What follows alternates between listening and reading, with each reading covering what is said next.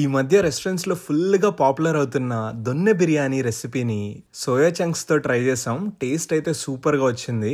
మీరు కూడా తప్పనిసరిగా ట్రై చేయాల్సిన రెసిపీ అండి ఇది. దీనికోసం ఉడికించి నీళ్లు గట్టిగా పిండేసుకున్న సోయా చంక్స్ లో పెరుగు, కారం, ఉప్పు, పసుపు, ధనియాల పొడి, అలాగే గరం మసాలా, కొద్దిగా నూనె కూడా వేసుకొని బాగా మ్యారినేట్ చేసుకోండి. తర్వాత పాన్ లో కొద్దిగా ఆయిల్ వేసుకొని సోంపు, మిరియాలు, దాల్చిన చెక్క, అల్లం, వెల్లుల్లిపాయలు, కొద్దిగా ఉల్లిపాయ ముక్కలు కూడా వేసుకొని 4-5 పచ్చిమిరపకాయలు, దండిగానే కొత్తిమీర, పుదీనా కూడా వేసుకొని మీడియం ఫ్లేమ్ లో వేయించుకుంటూ ఒక టమాటా మీడియం సైజు ముక్కల కింద కట్ చేసుకొని దాంట్లోనే వేసి ఉడికించుకోండి.